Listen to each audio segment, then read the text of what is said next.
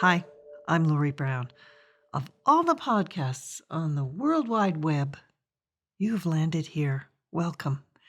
Pondercast is an independent podcast without ads, which means the only support that we receive is from you, dear listener.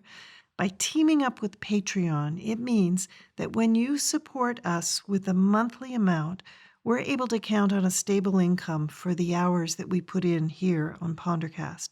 So if this content is something that you feel should be supported, please go to patreon.com/Pondercast and become a monthly supporter, and we will treat you well.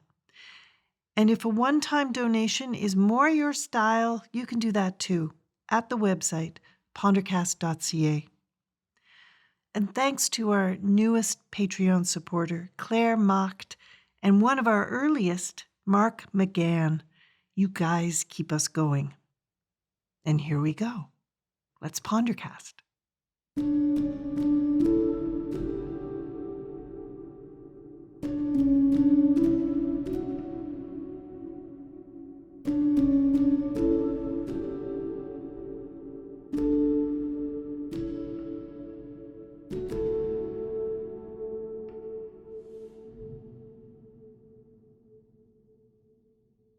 This is part 2 of The Sound of Feeling, where we unravel the emotions that our music intervals inspire in us. These intervals have all been studied and documented, but mostly marveled at. Marveled at the unspoken emotional code built into the music that we listen to. So we will name each interval the emotion that's in its DNA, and I'll spin a story in that flavor, and Joshua Van Tassel will compose a piece using the interval in question. And you will sit back and feel it all. Part 2 starts with the minor sixth. This was a favorite interval of Chopin. They are all over his nocturnes. And like that music, this interval, the minor sixth, points us to poignancy. Something that brings forth strong emotions like sympathy or sadness, sorrow, but mostly, I think, something that is deeply touching. Chili Gonzalez is waiting at the side of the stage to start his show. His body is on high alert, heart in his throat. His left kneecap is shaking a bit. Always the left one. He reminds himself that no one can see his knees through his pajama bottoms. He's a man in his robe and pajamas and fuzzy slippers who is about to walk on stage. He knows the effect that has on the audience, the insolence of it. People paid good money to see a guy in his pajamas play the piano. He walks on stage to the expected rise of nervous laughter in the audience. During this show, he has smashed the piano keys with his fists. He has crawled inside the grand piano, lying across the strings, belting out a rap. But now it's the last number. And the lights start to fade, and they keep fading. And the last thing the audience sees before all the light is gone is a man in his pajamas sitting at the piano. The theater falls into total blackness, and Chili continues to play in the dark. For this is how he plays piano for himself, when he cannot sleep, in the middle of the night at home. He doesn't need to see the keys. Muscle memory takes over, and the world is just sound and darkness and silence in between the notes on the piano.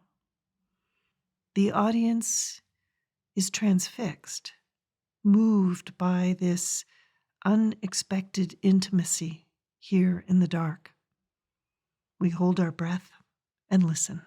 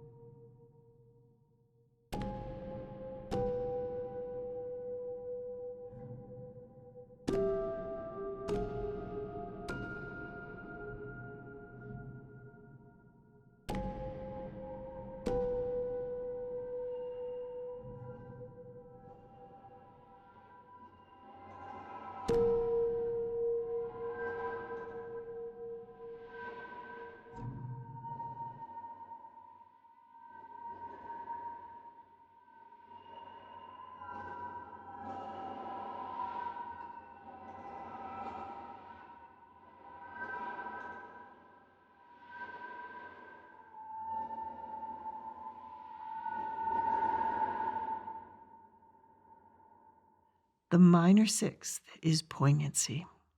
And I wrote that right after seeing Chili Gonzalez play a live concert a few years ago, and it was an amazing show. And if you haven't already, check out our last episode with Chili Gonzalez. He also gives great interview. Okay, now we're moving up half a step to the major sixth interval. What do you feel when you hear this?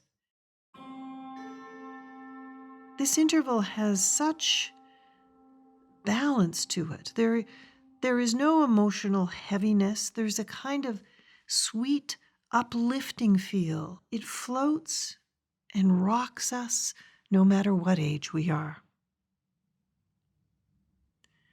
3 a.m., and she is in the new rocking chair in the freshly painted nursery, surrounded by all the new stuff that a baby brings.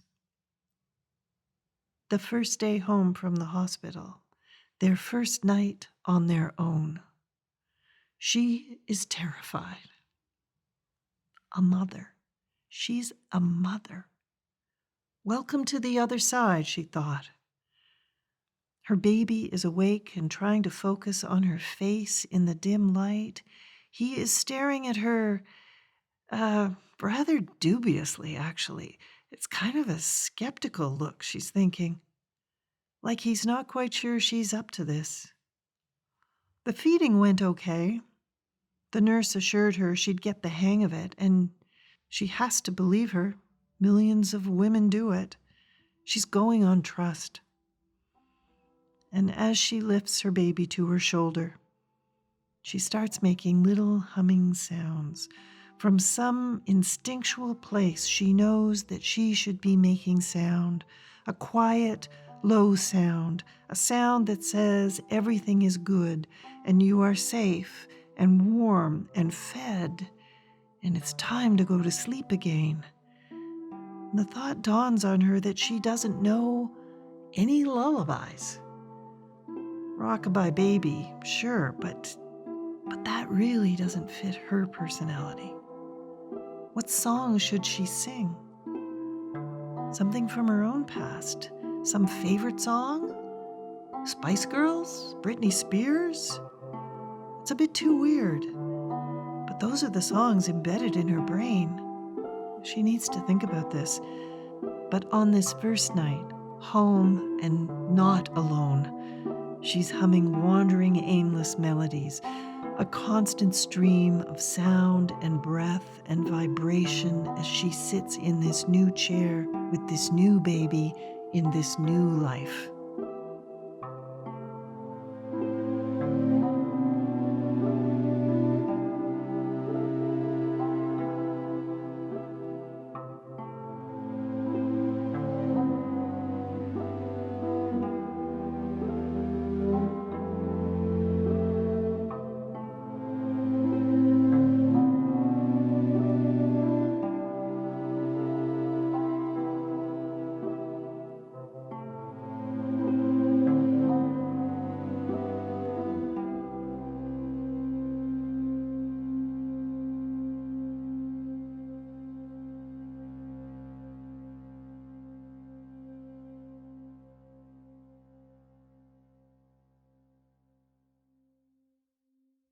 Sweetness, balance, feeling weightless. How nice. Now let's go minor seventh on your ass. Minor seventh creates a feeling of expectancy, suspense, movement. And I have never in my life experienced the effects of the minor seventh, that expectancy, the suspense, as much as when I watched live Felix Baumgartner do his Free Fall from Space in 2012. Oh my God, there he was standing on an impossibly small platform outside the relative safety of his flimsy helium-filled balloon capsule, 128,000 feet above the Earth, at the highest reaches of our stratosphere, preparing to step off the platform and free fall to Earth. He would fall for over 9 minutes, so fast he would break the sound barrier. He clocked 833.9 miles per hour. And as he stood there on that tiny platform, barely large enough to hold his space-booted feet, the word came back from the control room. "It's time, Felix. It's time to leave the capsule." And he hesitated. And the control room said again, "Felix, it's time." And my heart was in my mouth. I'm thinking, damn right he's not moving. I could not imagine being able to move. And then the control room sounded far more insistent. "Felix, things are getting really serious now." There was no backing out. He had to take the step.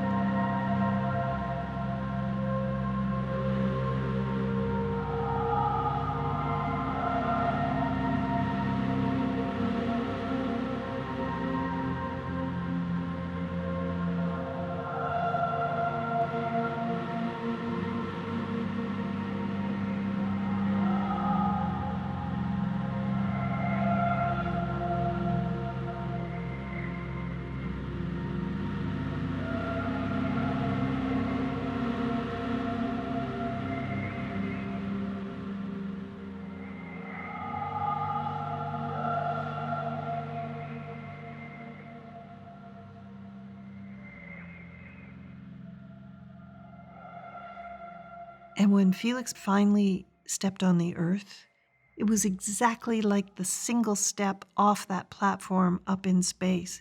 He just stepped back on the planet. The seventh interval creates extreme tension, but it's not a paralyzing tension.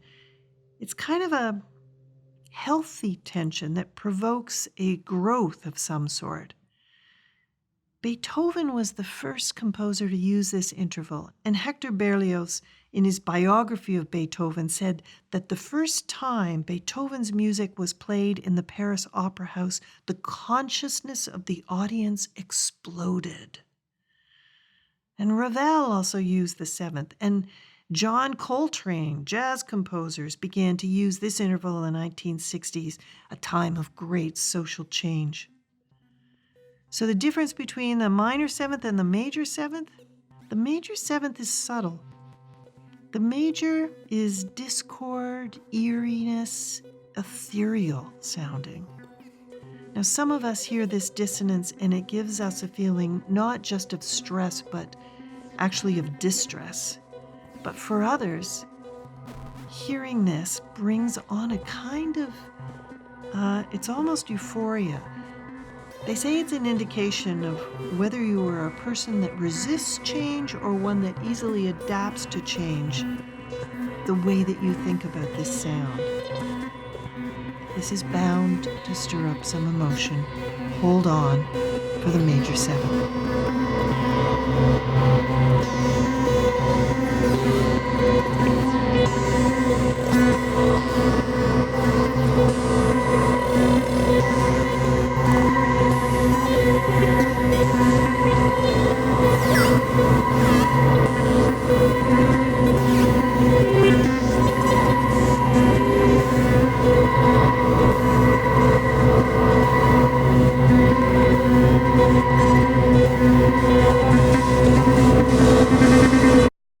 Oh, that is crying out for resolve. Please, please, Joshua, please give us the octave. Just a half tone. You can do it. We need it.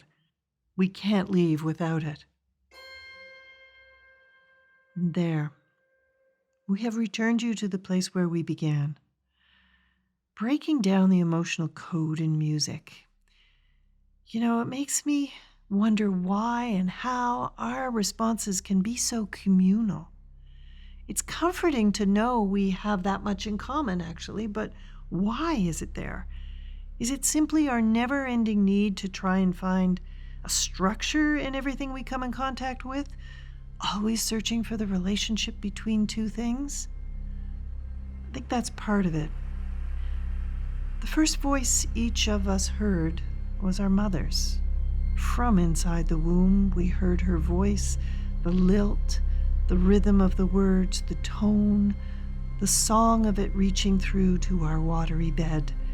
And when we are born, we hear it again, much louder, much clearer, and then we hear our own voice. And the only sound we crave and need is the vocal response of our mother to our cry. And mothers do not mimic our cries. They respond to them with a different sound, a different tone, and they relate to us. They offer another note in response.